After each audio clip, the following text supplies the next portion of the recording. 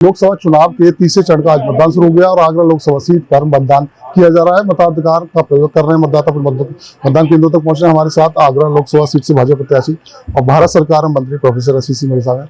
Sir, मतदान शुरू हो गया है, क्या लोगों से अपील कर रहा है कि अपने मन की सरकार चुनने के लिए मतदान केंद्र पर जाना ही चाहिए और जाएं और मोदी जी को प्रधानमंत्री बनाएं। लेकिन जो टेलीफोनिक सूचना है उससे ये लग रहा है कि जन सैलाब उमड़ गया है। लोग सुबह सुबह तापमान हो उसके पहले मतदान केंद्रों पर पहुंच रहे हैं और कमल खिल रहा है। सर, हम देख रहे हैं कि जो दो चरण निकले हैं उनकी परसेंटेज काफी कम आई थी। उनकी परसेंटेज का कारण है कि सपा और बसपा के लोगों को और कांग्रेस के लोगों को पता है कि इन तेलों में तेल नहीं है, तो खामखा अपना समय बर्बाद कर रहे हैं। तो हारने हुई पार्टी के सबसे कम मतदान होता है। सर, आज मतदान के दिन में हम हैं, ईवीएम को लेकर पहले सवाल उठाए गए हैं, अब फिर से सवाल सामने आने लगे। ईवीएम अगर प्रधानमंत्री जी के हाथ में होती तो रात दिन इतनी मेहनत पसीना नहीं करते।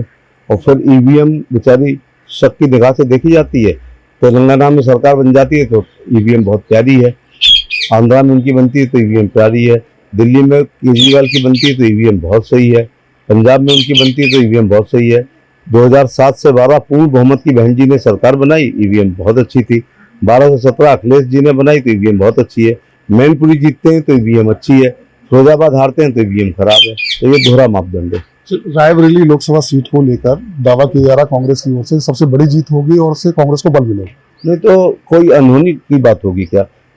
प्रश्न इस बात का है कि 2014 में श्रीमती स्मृति ईरानी ने अमेठी के किले में दरार पैदा की, 19 में गिरा दिया। 19 के गिराते जब एक बिल्डिंग गिरती है ना तो 2-3 बिल्डिंगों में दरार आती है।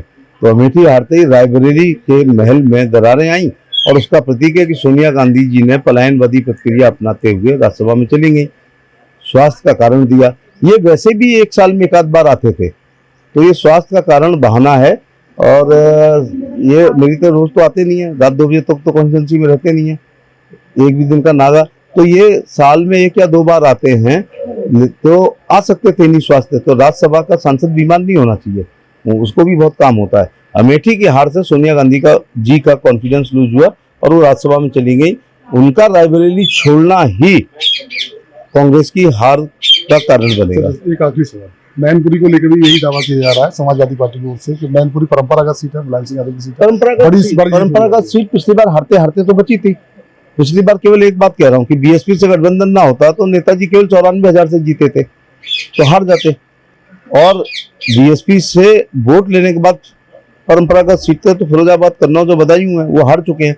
आजमगढ़ मैनपुरी जीते थे, आजमगढ़ भी हम ले चुके हैं। तो अगर कोई एक सीट है जो सैफई परिवार नहीं हारा है तो वो मैनपुरी है। तो अब नेताजी नहीं है, अब डिम्पल यादव हैं और अब भाजपा के प्रत्याशी भी वहाँ लोकल कैबिनेट मंत्री हैं।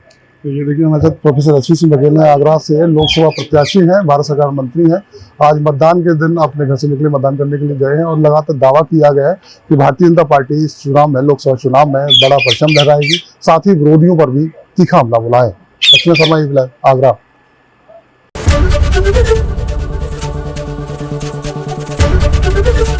एबीपी गंगा, खबर आपकी, जुबान आपकी।